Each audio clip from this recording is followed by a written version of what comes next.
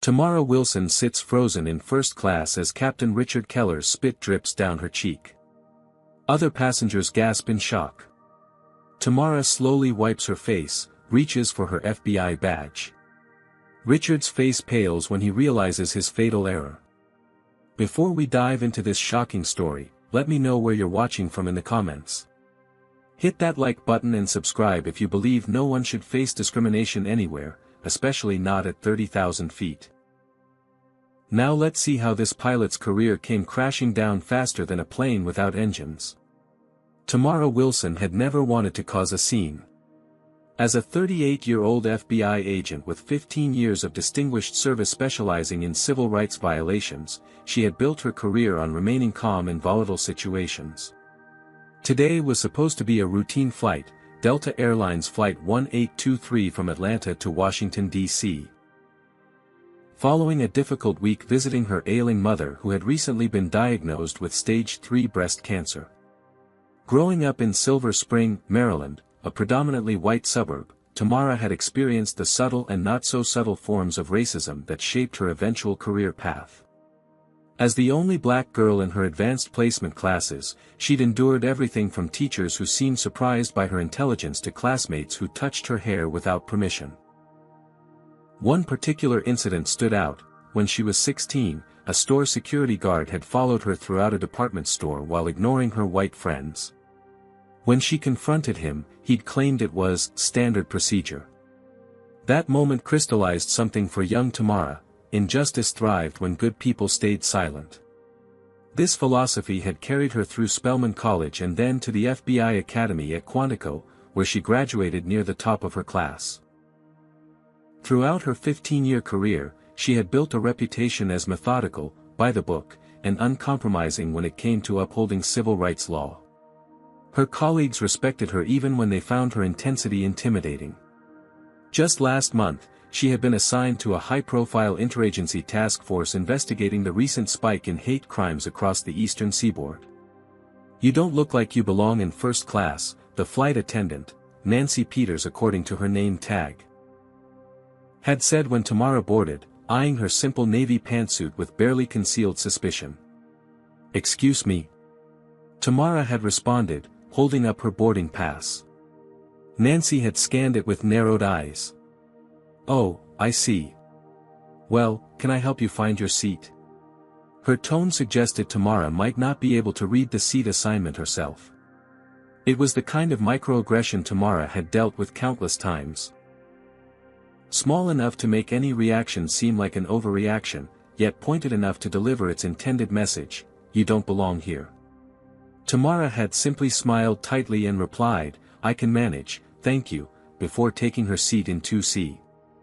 As she settled in, arranging her small carry-on beneath the seat in front of her, Tamara had taken several deep breaths. Her mother's voice echoed in her mind, "Pick your battles, baby girl. Some fights aren't worth the energy." With her mother's health deteriorating, Tamara had promised herself this trip would be stress-free. She would focus on getting home safely to prepare for her mother's transfer to a DC hospital next week. The irony wasn't lost on her that she had paid extra for a first-class seat specifically to avoid hassles and ensure a peaceful journey. As a federal agent who flew frequently for work, Tamara knew all too well how tense air travel could become.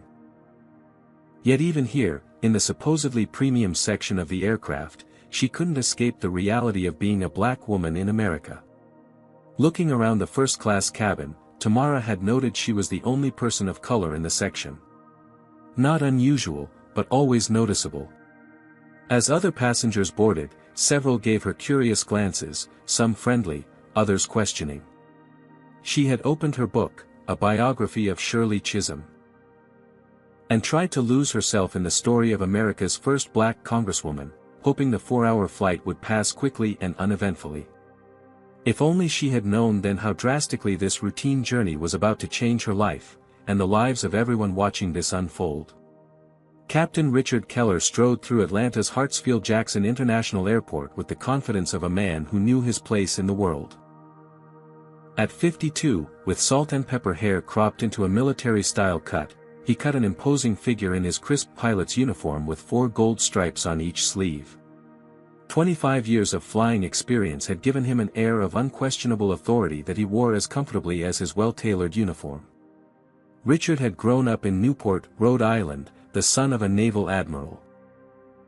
His childhood home had overlooked the Atlantic Ocean, and his childhood memories were filled with sailing regattas and country club memberships. After graduating from the Air Force Academy, he had served 8 years as a military pilot before transitioning to commercial aviation. His service record was impeccable on paper, though those who served closely with him knew of his rigid worldview and dismissive attitude toward those he considered beneath him. Throughout his career with Delta, there had been whispers and informal complaints about Richard's behavior. A Nigerian flight attendant had reported that he had refused to learn her name, calling her simply, "you," throughout a transatlantic flight. A Latino co-pilot had requested a transfer after Richard had made comments about illegals taking American jobs. But none of these complaints had stuck. Richard's friendship with several airline executives, men he'd known from his military days or met on golf courses, had ensured that any formal complaints were quietly dismissed or buried in administrative files. As he conducted his pre-flight checks for Delta Flight 1823 to Washington, D.C., Richard chatted with his co-pilot, Vincent Hayes, a younger pilot with only 5 years at the airline. "Got a full flight today," Vincent remarked, reviewing the passenger manifest. "Yeah, and first class is booked solid. Though I saw they upgraded some woman who doesn't look like she belongs there," Richard said with a smirk. "Probably using some diversity points or something." Vincent shifted uncomfortably but said nothing, focusing instead on the instrument checks. This was his third flight with Captain Keller, and he quickly learned that challenging the senior pilot's comments only made for a tense cockpit.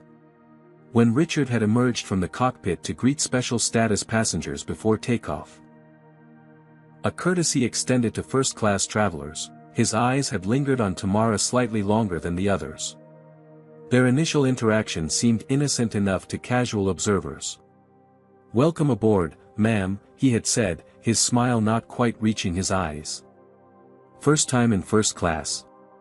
Something in his tone had made Tamara look up sharply from her book. "No, Captain. I fly frequently for work."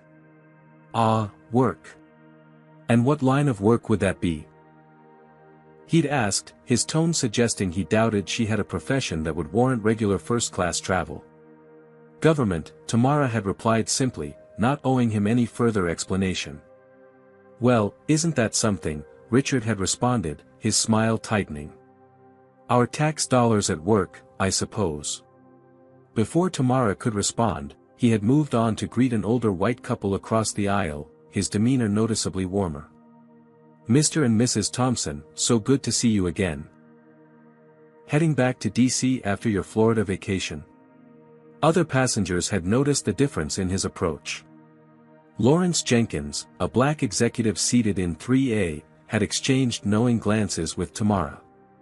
Sophia Chen, an Asian American doctor in 1D, had frowned slightly at the interaction. And Bradley Thompson, a white retired teacher in 2D, no relation to the couple Richard had greeted warmly, had watched the exchange with a creased brow.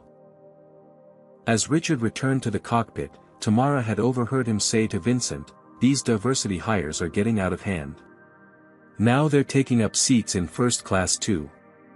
The comment had been just loud enough for those in the first 2 rows to hear, and Tamara had felt her chest tighten with familiar anger. But as the flight prepared for takeoff, she had reminded herself again of her mother's words. This was a short flight. She would be home soon. Some battles weren't worth fighting. The aircraft had taxied down the runway and lifted into the sky, leaving Atlanta behind. As they climbed to cruising altitude, none of the passengers could have predicted how this routine flight would soon become national news, or how it would expose not just one man's bigotry, but an entire system that had protected him for decades. 30 minutes into the flight, the first jolt of turbulence hit.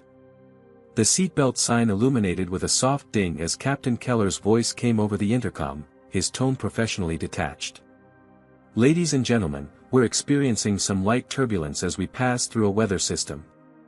Please return to your seats and keep your seatbelts fastened until the sign is turned off." The plane dipped suddenly, causing several passengers to gasp. A baby in economy began crying. Flight attendant Nancy Peters stumbled slightly before grabbing the back of a seat to steady herself. Tamara's knuckles whitened around her armrests. Despite her frequent flying, turbulence always triggered her anxiety. She took slow, measured breaths, the techniques from her FBI training kicking in automatically. "Water, please," she requested as Nancy passed by her seat. The flight attendant barely glanced at her. "I'll have to wait until the turbulence passes." Yet moments later, Tamara watched as Nancy served a drink to the white businessman across the aisle. The disparity wasn't lost on her, but she remained silent, focusing instead on her breathing exercises. After about 20 minutes, the turbulence subsided. The seatbelt sign remained on, but the flight had stabilized enough that passengers began to relax. It was then that Captain Richard Keller emerged from the cockpit, supposedly to check on passengers after the rough patch. He moved through the first-class cabin with practiced charm, stopping to reassure nervous travelers. "Just a bit of rough air, nothing to worry about," he told an elderly couple with a warm smile. When he reached Tamara's row, his demeanor shifted subtly. "Everything all right here?" he asked, his tone cooler than it had been with other passengers. "I'd be better with some water," Tamara replied evenly. "I requested some earlier but was told it would have to wait." Richard's eyes narrowed slightly. "My flight attendants are following proper safety protocols. Perhaps in your line of work, you're not used to following rules." The comment hung in the air, its implication clear to everyone within earshot. The cabin grew quiet as nearby passengers tuned into the exchange. "Actually, Captain, I enforce rules for a living," Tamara responded, her voice calm but firm. "Including rules against discriminatory treatment." Richard's jaw tightened. "Are you suggesting my crew is discriminating against you?" "That's a serious accusation." "I'm not making accusations," Tamara said. "I'm simply noting that the gentleman across from me received water during the same turbulence when I was denied." Several passengers nodded in agreement, having witnessed the same thing. "Perhaps you misunderstood the situation," Richard said dismissively. "We have procedures." "I understand procedures quite well," Tamara interrupted. "I also understand when they're being applied inconsistently." The captain's face flushed red. He leaned closer, his voice dropping to a near whisper. "Listen, I don't know what kind of government work you do, but on my aircraft, I'm the authority. Not you. Your authority doesn't extend to treating passengers differently based on their race," Tamara stated, still maintaining her composure despite her racing heart. "You people always play the race card," Richard hissed, abandoning all pretense of professionalism. "Maybe if you'd earned your way into first class instead of using some diversity program, I paid for this seat, Captain Keller," Tamara cut in, her patience wearing thin. "And your assumptions about me say more about your competence than mine. What would you do if a pilot spoke to you this way at 30,000 feet? Comment number 1: if you think Tamara should have stayed quiet to avoid escalation. Comment number 2: if you believe she was right to stand her ground. Don't forget to like and subscribe to hear what happened next in this shocking confrontation. Just how far will Captain Keller go, and what will be the consequences of his actions? The answer might surprise you. That was the breaking point. Something in Richard snapped. His face contorted with rage, and before anyone could react, he did the unthinkable, he spat directly into Tamara's face. Time seemed to freeze as saliva dripped down Tamara's cheek. Gasps and cries of shock erupted throughout the cabin. Lawrence Jenkins half rose from his seat, instinctively moving to intervene. Sophia Chin covered her mouth in horror. Bradley Thompson exclaimed, "Dear God!" Tamara sat perfectly still, the humiliation burning through her like acid. With deliberate slowness, she reached for a tissue from her bag and wiped her face. Then, maintaining direct eye contact with Richard, she removed her FBI credentials from her jacket pocket. Special Agent Tamara Wilson, Federal Bureau of Investigation, Civil Rights Division, she stated, her voice steady despite the tremor of rage she felt. And you, Captain Keller, have just committed assault against a federal officer. The color drained from Richard's face as the implications hit him. His eyes darted around the cabin, now noticing the phones recording the incident, the witnesses watching in stunned silence, the undeniable evidence of his actions. "This is a misunderstanding," he stammered, his authority evaporating. "I didn't mean to, save it for your statement," Tamara cut him off, rising to her feet. "You're going to need a very good lawyer." Chaos erupted in the first-class cabin. Passengers from economy, having heard the commotion, craned their necks to see what was happening. Several people were already uploading videos of the incident to social media, their fingers moving frantically across their screens. "He spit on her. Did you see that? She's FBI. Oh my God, he's done for." The voices overlapped in a cacophony of shock and outrage. Flight attendant Nancy Peters pushed through, her face pale with panic. "Captain Keller, please," she implored, placing herself between him and Tamara. "We need to de-escalate this situation." Richard's shock had quickly morphed into defensive anger. "She provoked me," he snapped. "She was undermining my authority in front of passengers. By asking for water." Lawrence Jenkins interjected from his seat. "Man, I saw the whole thing. You were out of line from the start." Richard pointed an accusing finger at Tamara. "This is a security issue now. I'm returning to the cockpit to ensure the safety of this aircraft.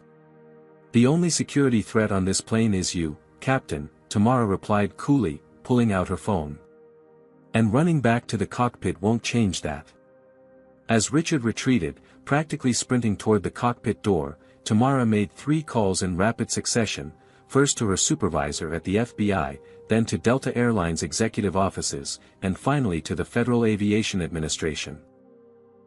Her words were precise, her description of events clinical and detailed, as if she were reciting a case report rather than describing a personal assault. Inside the cockpit, co-pilot Vincent Hayes stared at Captain Keller in disbelief as the senior pilot ranted about the incident. "She was trying to create a scene, Vincent. These people always do this, looking for a payout, trying to make everything about race." Vincent, whose own father was Jamaican, felt a cold knot form in his stomach. "Richard," he said quietly, using the captain's first name for the first time, "did you actually spit on a passenger?" "It wasn't like that," Richard insisted, though his hands trembled slightly as he checked instruments that didn't need checking. "She was questioning my authority, my competence." "Jesus Christ," Vincent muttered, the implications sinking in. "Do you realize what you've done? That's assault, Richard. And she's FBI."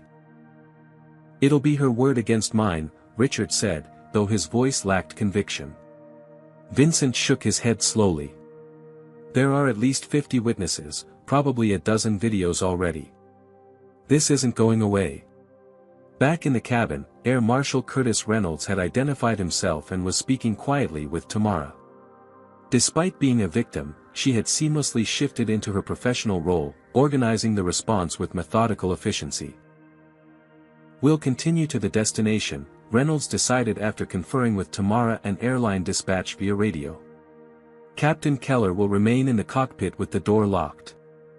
First Officer Hayes will handle the primary flying duties." Tamara nodded in agreement. "That's the safest option for everyone. I've already alerted our field office in D.C. They'll have agents meeting the plane." While this discussion took place, Tamara was simultaneously gathering evidence. She had borrowed a flight attendant's pad to document the names and contact information of key witnesses. Sophia Chen, the doctor seated in front of Tamara, had already written a detailed account of what she'd observed. Bradley Thompson was showing her the video he'd captured on his phone, which clearly showed Richard's unprovoked assault.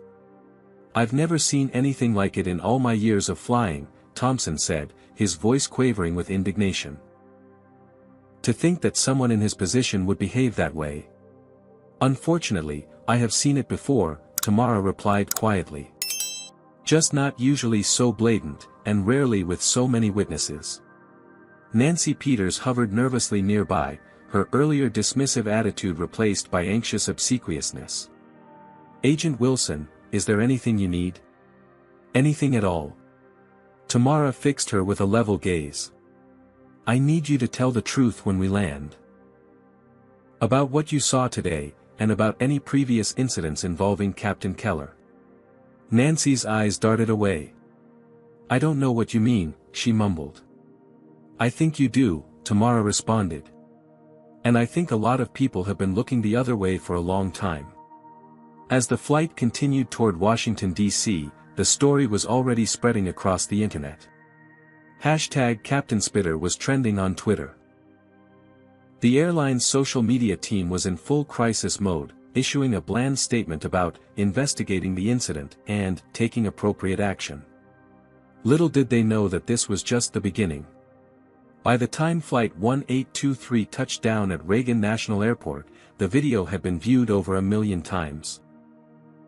What had started as one man's racist outburst was about to expose an entire culture of discrimination that had been festering for years beneath the surface of one of America's largest airlines. As Delta Flight 1823 began its descent into Reagan National Airport, the tension inside the aircraft was palpable. Captain Richard Keller remained locked in the cockpit, having not uttered a word over the intercom since the incident. Instead, First Officer Vincent Hayes had handled all announcements, his voice steady despite the unprecedented situation. "Ladies and gentlemen, we're beginning our final approach into Washington, D.C.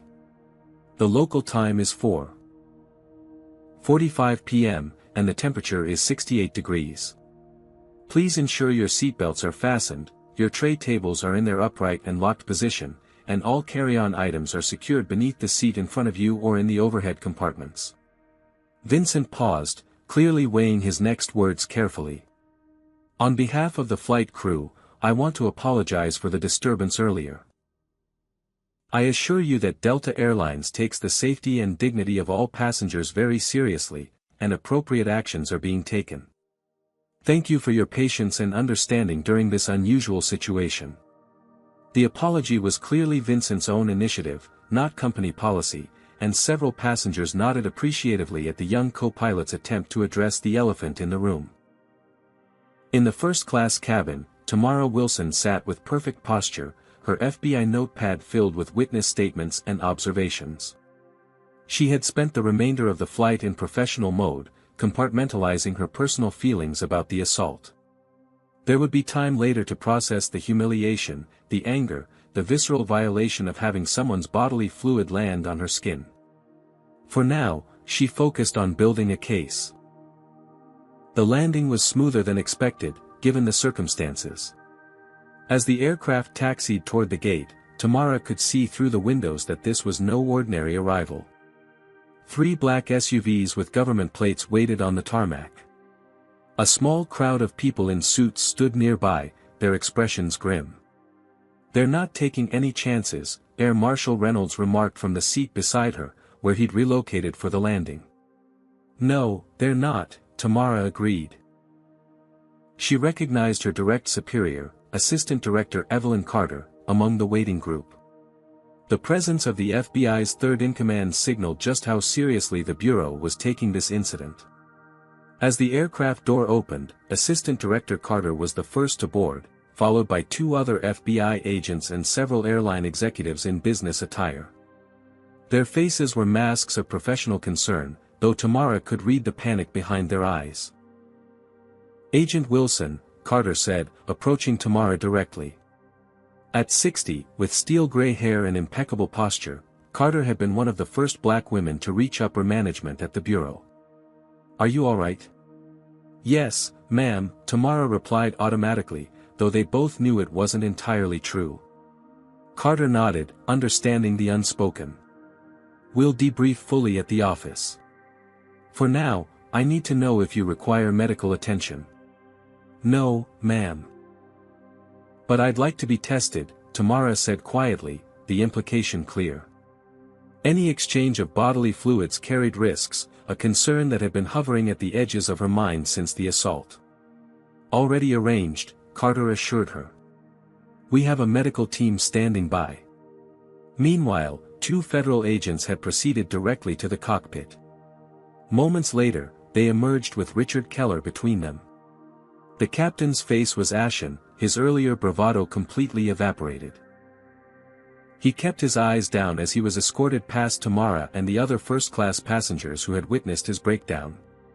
Several passengers called out as he passed, "Shame on you. Racist. You're finished, buddy."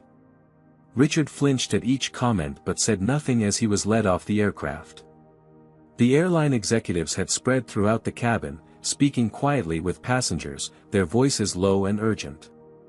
Tamara overheard fragments of their conversations. "Assure you this doesn't reflect our values. Immediate administrative leave. Hoping we can resolve this without." One executive, a sleek woman in her 40s with a Delta Airlines pin on her lapel identifying her as Catherine Brooks, Vice President of Customer Experience, approached Tamara directly. "Agent Wilson, on behalf of Delta Airlines, I want to express our deepest apologies for this inexcusable incident. We would like to offer you, Ms. Brooks," Tamara interrupted calmly, "I appreciate your concern, but this is now an active federal investigation.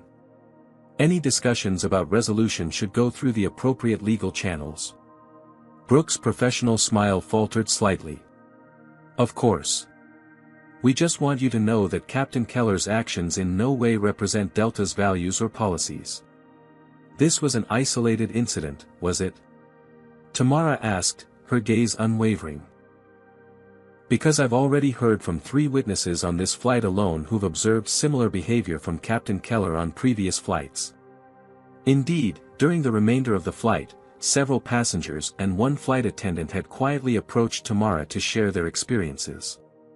A pattern was already emerging of a man who had been protected by the system for far too long." Brooks' smile disappeared completely. "I'm not aware of any previous complaints." "Then I suggest you check your records more carefully," Tamara said. "Because they exist, and we will find them." As passengers began to disembark, many paused to express support to Tamara or to confirm they would be willing to testify if needed. The atmosphere had transformed from the usual hurried exit to a somber procession, as if everyone recognized they had witnessed something historically significant. Outside the aircraft, the media storm was already in full force. News vans lined the arrivals area, reporters clutching microphones as they attempted to interview departing passengers. The airline had set up a special exit route for Tamara through a private security door, but she declined. "I have nothing to hide," she told Assistant Director Carter. "And neither should the airline." As Tamara emerged into the terminal flanked by FBI personnel, camera flashes erupted around her. She maintained her composure, neither seeking the spotlight nor shrinking from it. This was no longer just about one incident or one man's bigotry. It had become something much larger, a potential turning point in how corporations handle discrimination and how those in positions of power were held accountable for their actions. Back at the aircraft, Vincent Hayes was providing a statement to federal investigators, his career now at a crossroads. "It wasn't the first time I'd heard him make comments like that," the young co-pilot admitted. "But I never thought he'd go this far. I should have reported him sooner. I was afraid of what it would do to my career. That fear, of retaliation, of being labeled a troublemaker, of career suicide, had created the perfect environment for men like Richard Keller to thrive." But as the videos of his assault spread across the internet and more witnesses came forward, that protective shield of silence was beginning to crumble. For Tamara Wilson, the journey that had begun as a simple flight home from visiting her ailing mother had transformed into something she never sought but could not ignore, a very public test case for whether justice could truly be blind, even when the perpetrator wore a uniform with gold stripes on the sleeves. 1 week after the incident, Tamara Wilson sat at her desk in the FBI's Civil Rights Division, staring at the growing stack of evidence files. The case had expanded far beyond the original assault. What had started as one man's racist outburst was revealing itself to be symptomatic of a much larger problem within the airline industry. "You should be home resting," said Diego Ramirez, Tamara's partner of 3 years, as he placed a cup of coffee on her desk. At 42, with kind eyes and a methodical mind, Diego had been a steady presence throughout the chaos of the past week. "Can't rest," Tamara replied, not looking up from the witness statement she was reviewing. "Not with everything that's coming in." Since the video had gone viral, now with over 20 million views across various platforms, the FBI hotline established for the case had been flooded with calls. Former Delta employees, passengers, and even current staff using anonymous channels were coming forward with their own stories about Captain Richard Keller and a culture that had protected him. "You're temporarily reassigned to administrative duty anyway," Diego reminded her gently. "You don't have to carry this alone." Tamara finally looked up, fatigue evident in her eyes. "Have you seen the news this morning?" Diego nodded grimly. The media coverage had split dramatically along ideological lines. Some outlets portrayed Tamara as a hero standing up against systemic racism, while others questioned her motives, suggesting she had provoked the incident to gain publicity or leverage a lawsuit. One particularly vicious commentator had said on national television, "Why is it that certain people always find themselves at the center of these so-called racial incidents? Maybe Agent Wilson went into that flight looking for trouble." The suggestion that she had somehow orchestrated being spat upon was so absurd that Tamara might have laughed if it weren't so painful. Instead, she had shut off the TV and buried herself deeper in work. "Any update on your mother?" Diego asked, changing the subject. Tamara's expression softened slightly at the mention of her mother. "The doctors say the stress isn't helping her condition. She's seen the news, of course. Keeps telling me she's proud, but I can tell she's worried." What Tamara didn't mention was the threatening calls her mother had received at the hospital, anonymous voices spewing hate, blaming her for raising a race baiter who was trying to destroy a good man's career. The hospital had increased security as a precaution, adding another layer of stress to an already difficult situation. "We found something you should see," Diego said, pulling up a chair beside her desk. He opened his laptop and navigated to a folder of screenshots. The cyber team was doing background on Keller and found these. Tamara leaned forward, her eyes narrowing as she scrolled through the images. They were posts from various white supremacist forums and private Facebook groups, many using a username that had been linked to Richard's personal email address. "How long has he been posting this stuff?" she asked, her stomach churning at the violent rhetoric and explicit racism displayed on the screen. "Years," Diego replied. "Some date back to 2015. He was careful, used VPNs, alternate accounts, but not careful enough. And get this, he was an administrator for a private group called The Cockpit, exclusively for commercial pilots who, in their words, aren't afraid to speak the truth about the diversity invasion." Tamara sat back in her chair, processing this new information. So this wasn't a momentary lapse of judgment. This is who he is. Exactly. And there's more. We've identified at least 7 other pilots from various airlines in that same group. The investigation is expanding. The implications were staggering. If multiple pilots across different airlines were participating in these forums, sharing these beliefs, how many passengers had been subjected to biased treatment without the protection of video evidence or FBI credentials? Have you ever experienced discrimination while traveling? Comment number 1 if you've faced similar treatment, or comment number 2 if you've witnessed it happening to someone else.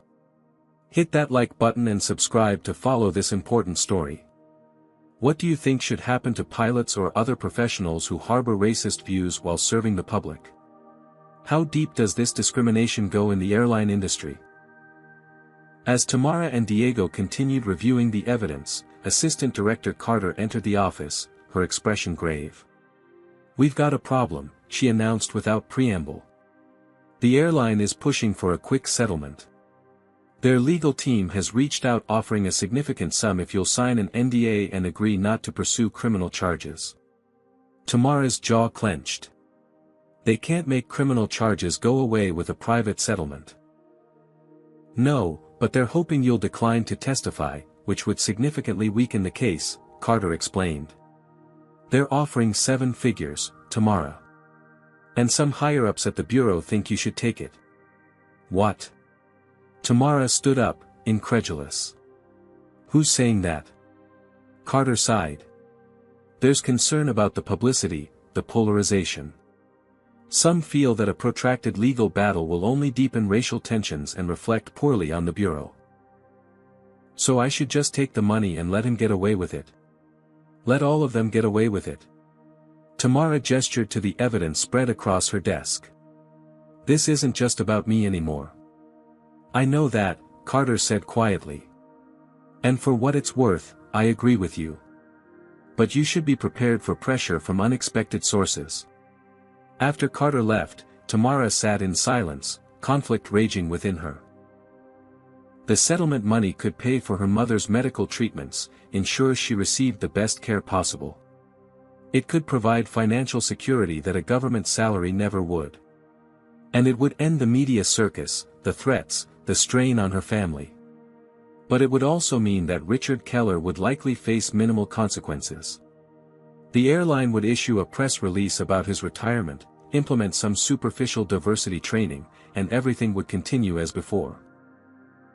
The other pilots identified in the cockpit forum would remain in their positions, their biases unchallenged. Nothing would really change.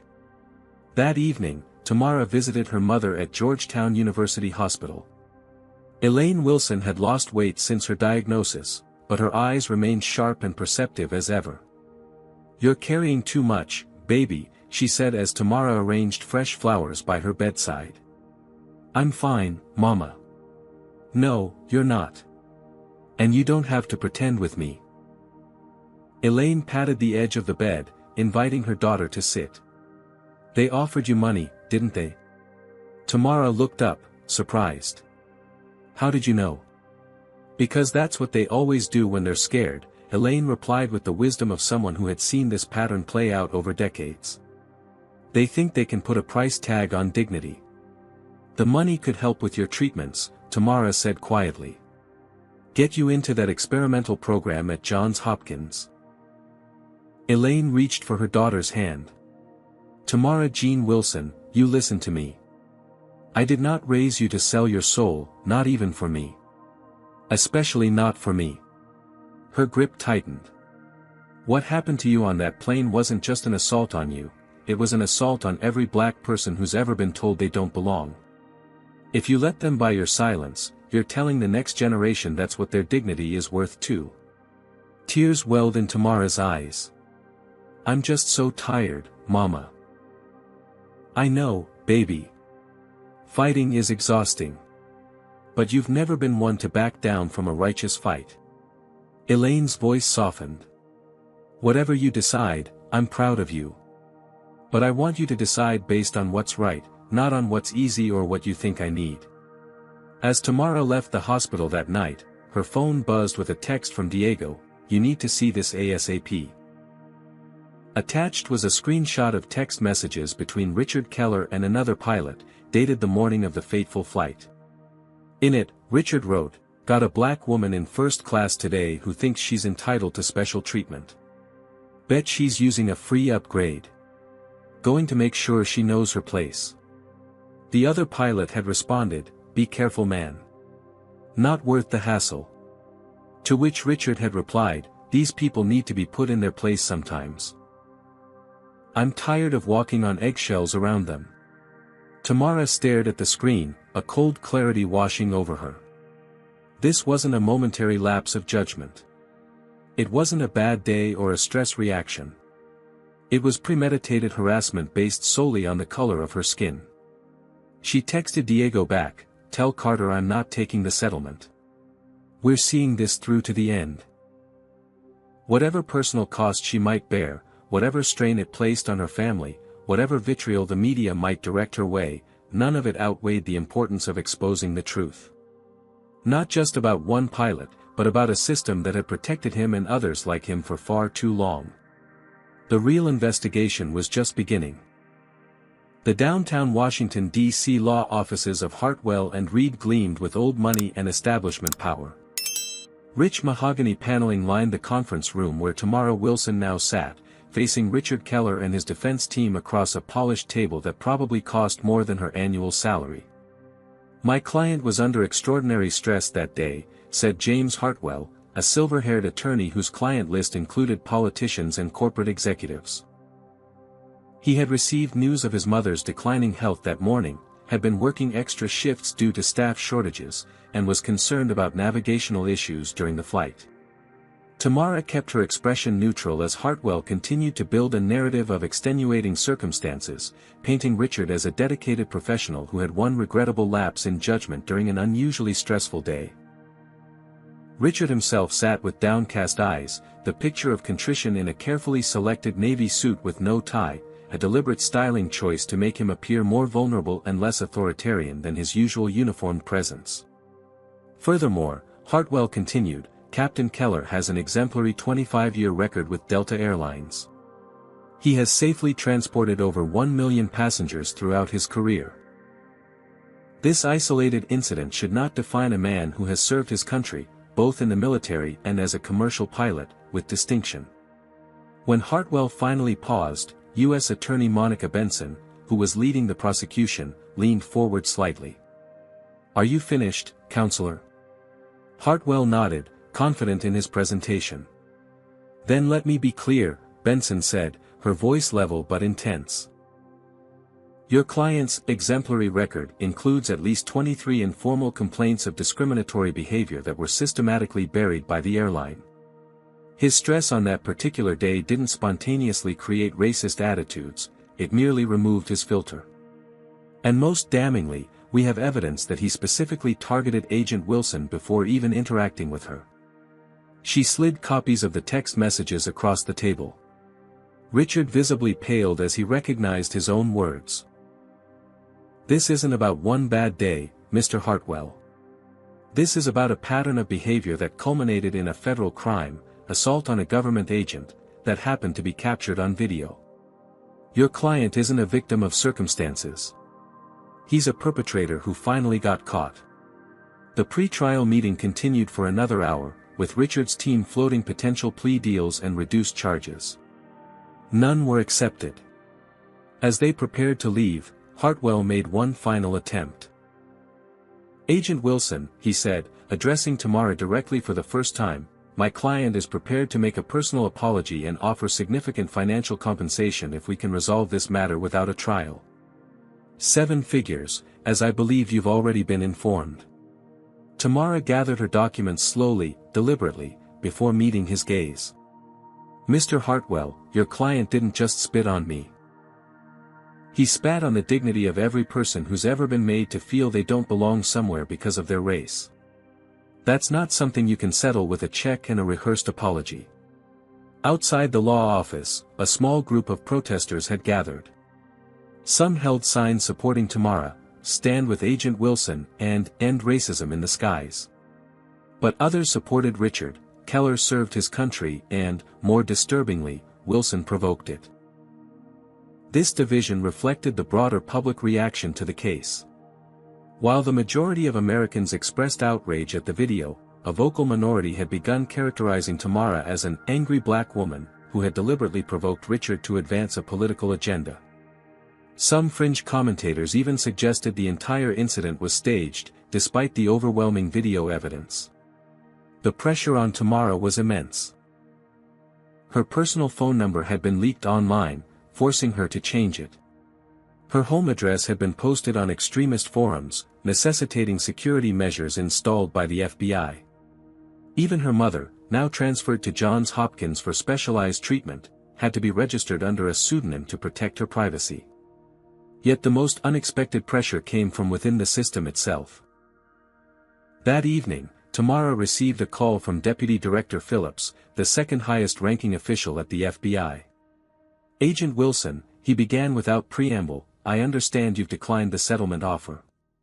"Yes, sir," Tamara confirmed, sensing where this conversation was heading. "I respect your dedication to principle," Phillips continued, his tone suggesting otherwise, but you should consider the broader implications. This case is becoming a political lightning rod. The Bureau tries to stay above such partisan divisions. With all due respect, sir, standing against discrimination shouldn't be a partisan issue. In an ideal world, perhaps. But we don't live in an ideal world. Philip sighed audibly. The airline is now offering $8 million, tomorrow. That's life-changing money. It could pay for your mother's treatment, set you up for retirement, do a lot of good. The mention of her mother felt like a deliberate manipulation, and Tamara's resolve hardened. My decision stands, sir. This isn't about money. After the call ended, Tamara sat in her apartment, surrounded by case files and the remains of a takeout dinner she'd barely touched. The weight of it all, the public scrutiny, the threats, the pressure from above, her concern for her mother, pressed down on her like a physical force. Her phone buzzed with a text from Diego, "Turn on CNN. Vincent Hayes is talking." Tamara grabbed the remote and switched on the television to see Vincent Hayes, Richard's co-pilot, being interviewed by a prominent news anchor. He looked nervous but determined. "I should have spoken up sooner," Vincent was saying, his voice slightly unsteady. There were signs, comments Captain Keller would make when it was just the two of us in the cockpit. Things about passengers, about flight attendants, especially people of color. "Can you give us an example?" the anchor prompted. Vincent nodded. "On one flight, we had a Middle Eastern family in first class. After greeting them, he came back to the cockpit and said we should probably keep an extra eye on them, even though they were just a regular family with children. On another occasion, he referred to a black flight attendant as affirmative action in action, because she had trouble with a beverage cart during turbulence. And did you report these incidents?" Vincent's expression was pained. "No. And that's something I'll have to live with. I told myself it wasn't my place, that it would be career suicide to report a senior captain. But watching that video, seeing what he did to Agent Wilson..." He shook his head. "I can't be silent anymore. And I know there are others who have stories too." As if to confirm Vincent's claim, the segment cut to a montage of interviews with former Delta employees, all sharing similar experiences with Richard Keller. One black flight attendant described being called "girl" despite her 20 years of experience. A Latino ground crew member recalled Richard refusing to acknowledge his presence during pre-flight checks, speaking only to his white colleagues. The most damning testimony came from Richard's former flying partner, Captain Gerald Stevens, who had retired 3 years earlier. It wasn't just casual racism, Stevens explained gravely. Richard believed in white supremacy. He told me once that he thought segregation had been better for everyone. When I reported him to management, I was told to mind my own business. 6 months later, I was reassigned to less desirable routes. The message was clear: don't rock the boat. Watching these testimonies, Tamara felt a complex mix of emotions. Vindication, certainly, but also a deep sadness that so many people had suffered in silence for so long. And beneath it all, a steely determination that this time would be different. This time, there would be consequences. Her phone rang again, Diego calling. "You seeing this?" he asked when she answered. "Yes. It's breaking open, just like we thought. It's bigger than we realized, Tamara. The airline employees union just contacted us. They've been collecting complaints about discriminatory behavior for years, not just about Keller but across the industry. They want to meet." This was the tipping point Tamara had been working toward, the moment when individual grievances coalesced into a pattern that couldn't be dismissed or settled away. The case was no longer just about one man spitting on one woman. It was about an entire system that had protected the powerful at the expense of the vulnerable. As she hung up, Tamara's gaze fell on a framed photograph on her bookshelf, herself at graduation from the FBI Academy, standing proudly beside her mother. She remembered what Elaine had said to her that day: "Justice isn't just about punishing wrongdoing, baby. It's about changing the conditions that allow wrongdoing to flourish. With renewed purpose, Tamara returned to the case files spread across her dining table. There would be no settlement, no quiet resolution.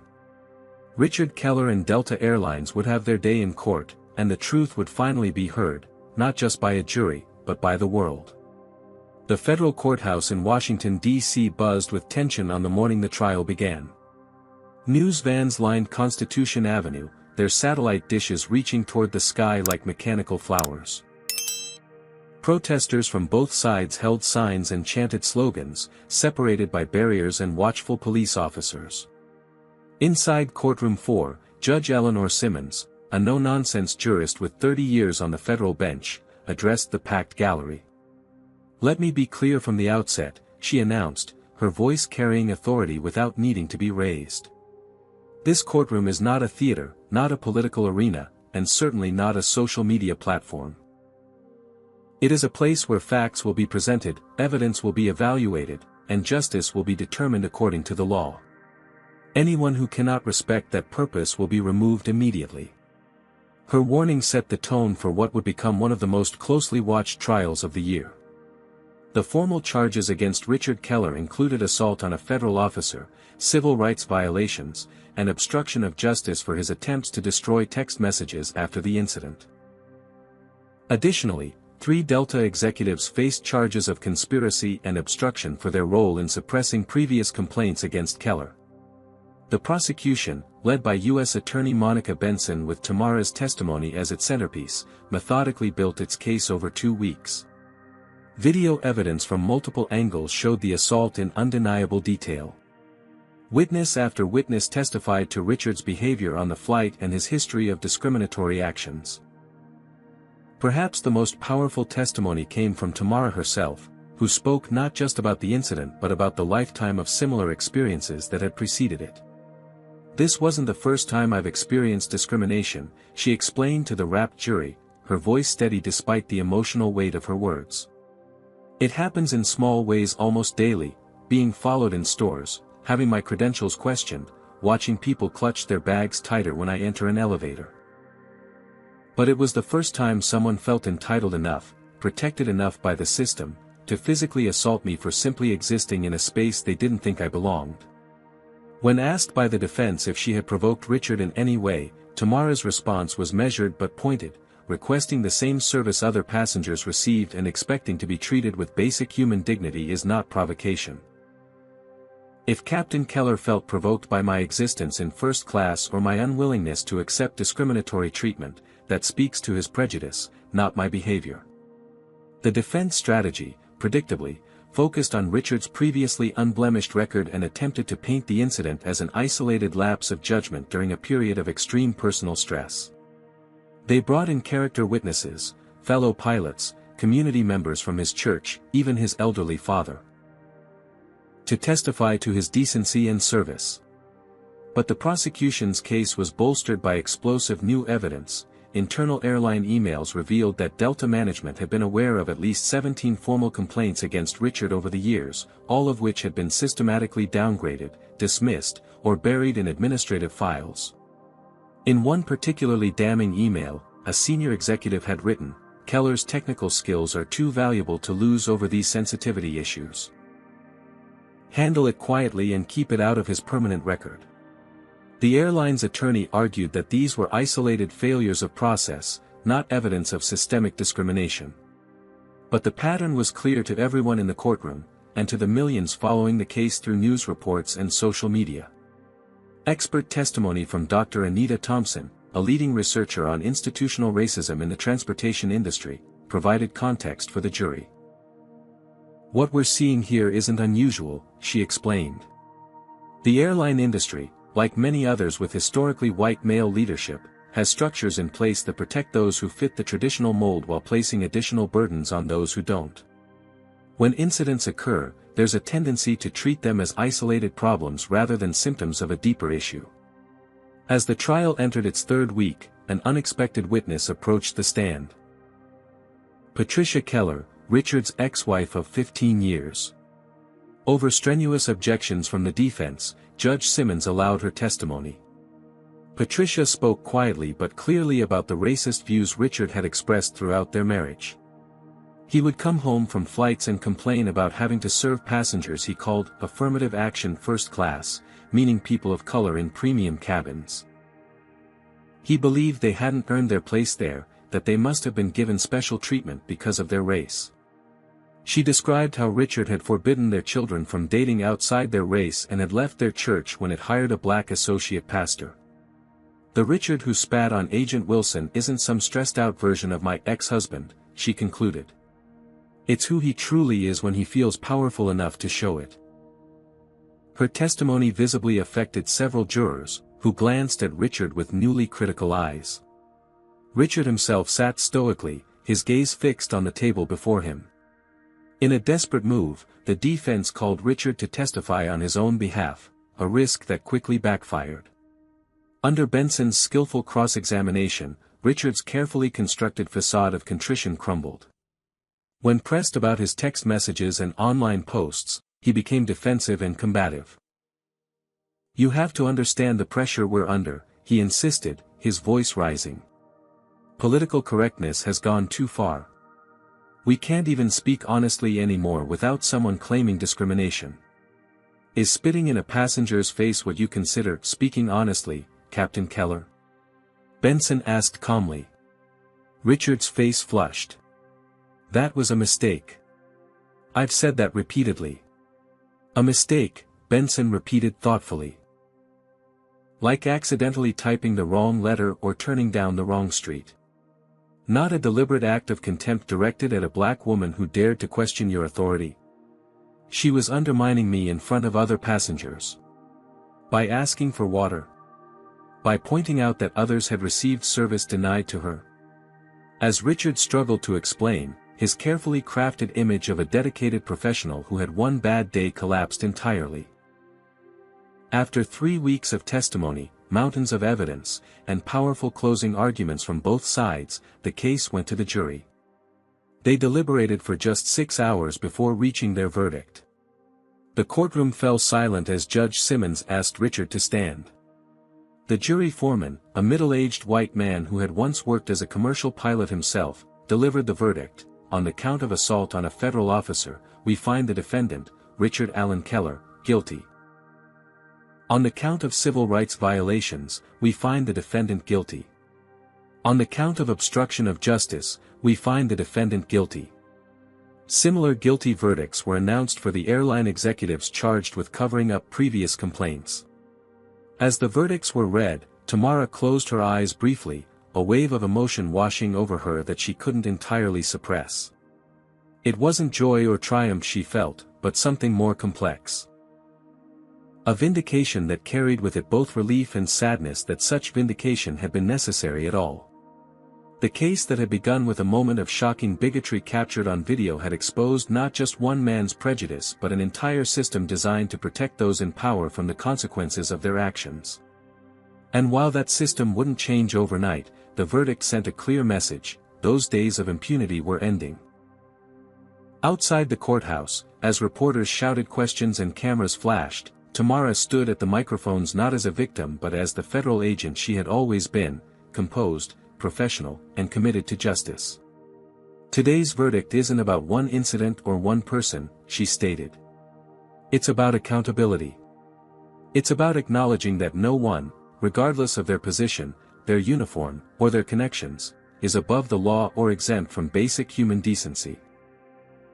The journey toward true equality is far from over, but today represents an important step forward." As she stepped away from the podium, surrounded by her FBI colleagues and legal team, Tamara knew that while this chapter was closing, the real work of systemic change was just beginning. And she was ready for it. 6 months after the verdict, Tamara Wilson stood at the podium in the Department of Justice's Great Hall, the historic room's ornate ceiling and marble columns lending gravity to the occasion. Before her sat representatives from every major airline in the country, transportation industry regulators, civil rights organizations, and the media. "Today marks a new chapter in ensuring equal treatment for all travelers," she began, her voice steady and clear. The Civil Rights in Transit Initiative will establish industry-wide protocols for addressing discrimination, create independent oversight committees, and implement mandatory training programs focused not just on awareness but on actionable change. As the newly appointed head of the FBI's expanded Civil Rights Enforcement Division, Tamara had spent months developing this comprehensive program. What had begun as a personal ordeal had transformed into institutional reform that would affect millions of travelers. After her speech, as attendees mingled during the reception, Assistant Director Evelyn Carter approached her with a rare smile. "Not bad for someone who just wanted a quiet flight home," Carter said, handing Tamara a glass of sparkling water. Tamara returned the smile. "I never wanted to be the face of this issue." "Few who create real change ever do," Carter replied. "They just refuse to accept injustice when it's staring them in the face, or spitting in it."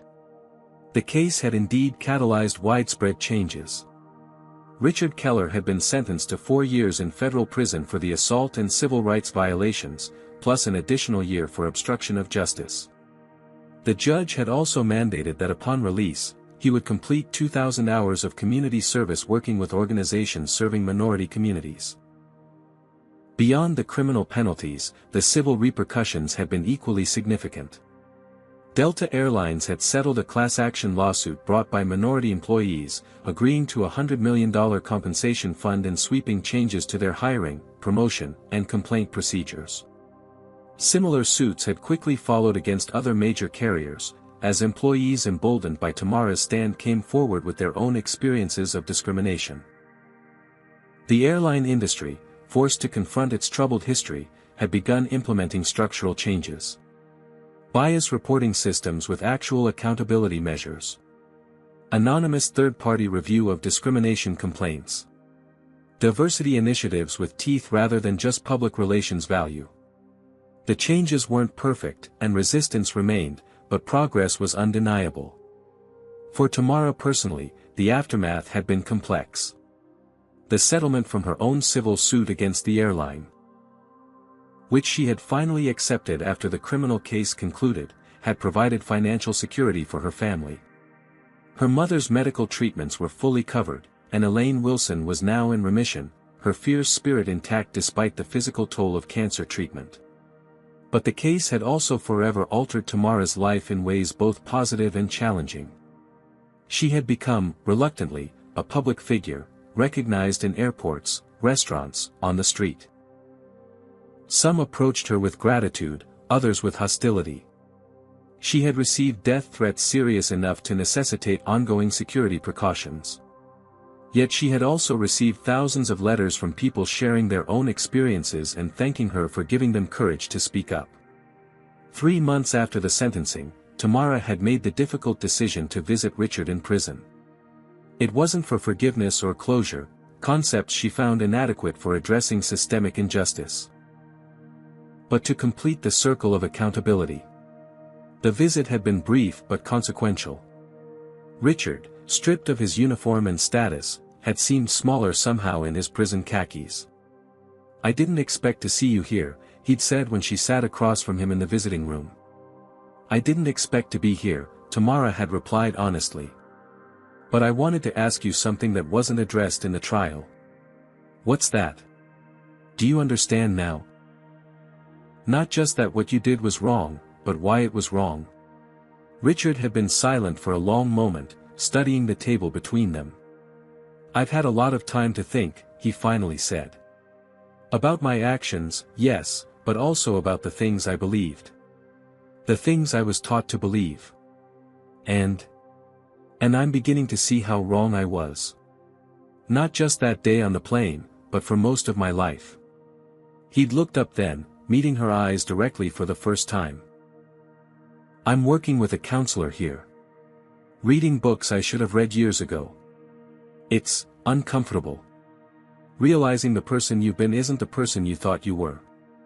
It wasn't a dramatic transformation or a Hollywood moment of redemption. It was small, tentative, and possibly temporary. But it was something, a crack in the foundation of prejudice that might, with continued work, widen into genuine change." Now, as the reception at the Justice Department wound down, Tamara checked her phone to find a text from Diego, "Turn on CNN when you get a chance. They're running a special report on the first graduating class from the new FAA Diversity Initiative."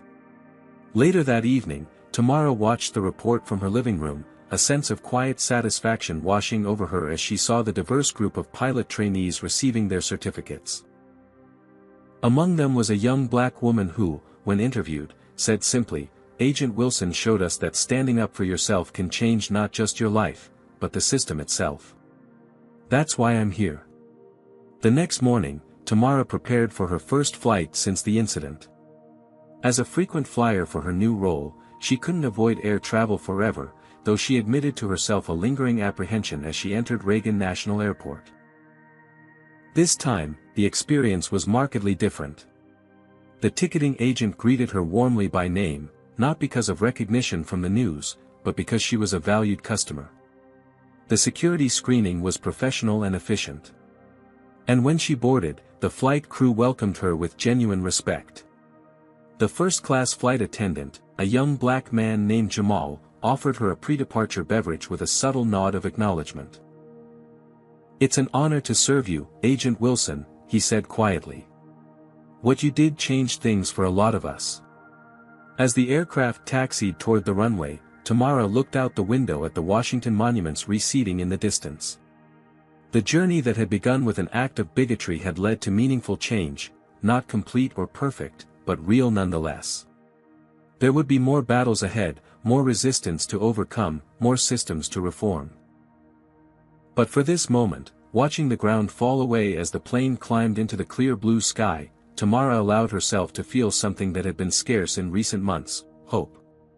What would you do if you witnessed discrimination while traveling?